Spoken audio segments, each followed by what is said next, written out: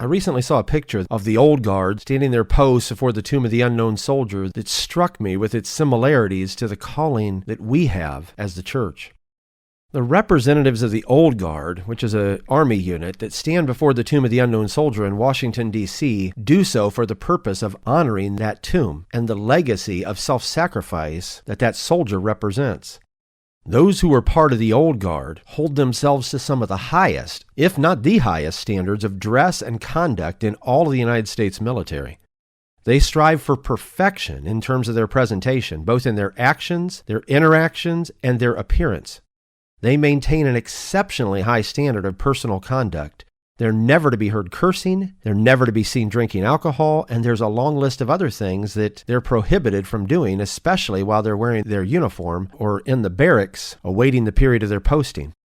They work on their personal appearance alone for an average of 5 hours a day in order to maintain the spotless condition of their uniforms that's expected of them. And the record of their personal faithfulness and dedication to their job is astonishing. There are many examples of them standing at their posts faithfully, no matter the danger they might be in by being outside during certain conditions, and no matter the distractions that may be going on around them. If a secular military unit can hold themselves at such a high standard in terms of appearance and personal comportment, and in terms of self-discipline and dedication, and do not consider it a hardship or hassle, but think of it as the highest of honors to be selected to be able to hold those standards, how much more should we, who are the honor guard of the King of Kings, strive for the highest standard in terms of personal holiness in our attitude, our actions, and even our appearance?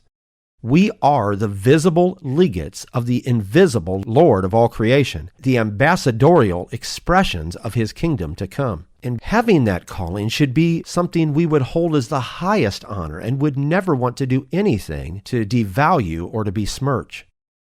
The specially selected members of the old guard who stand at the tomb of the unknown soldier consider it the highest honor to stand as sentinels over the body of that soldier who's the representative of all the soldiers who have died to secure this nation's freedoms.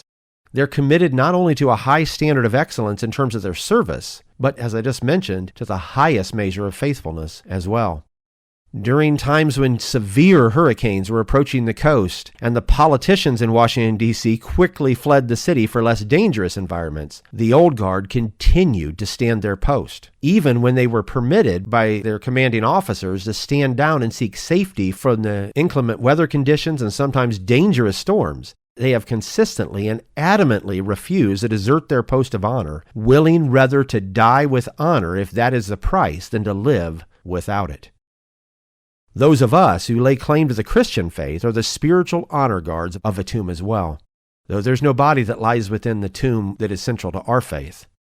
The old guards stand in faithful vigilance over the tomb of a soldier who laid down his life for his country, but we stand as spiritual sentinels over an empty tomb where the mightiest of the mighty laid down his life for all of mankind and then rose to take it up again.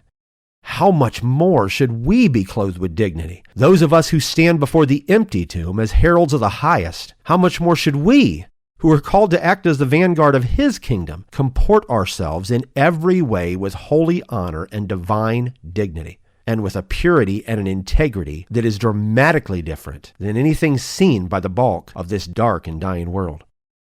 Those who've received the high calling of God in Christ Jesus have received the highest honor that can be bestowed upon humankind by the highest God. We are scions of a spiritual line that traces its direct descent to the King of Saints. We are his elite honor guard on this earth, and we're tasked with revealing his person and his plan to this world, not merely with words, but by the revelation of his reality working in and through us. We are required to hold our position on a narrow beachhead of holy ground that must never be surrendered to the enemy. It's in this place and through this people that our King will come again to take dominion over all the earth. This sacred ground that is his church must not be sowed with tainted seed or plowed under by polluted practices, compromised by cultural pressure, or stained by societal influence.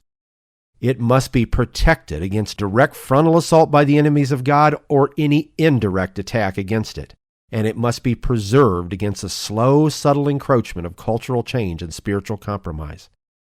How could we, who have received the high calling to be the honor guard that is the bride of Jesus Christ, do any less than have complete faith in the King of that empty tomb and complete faithfulness to him?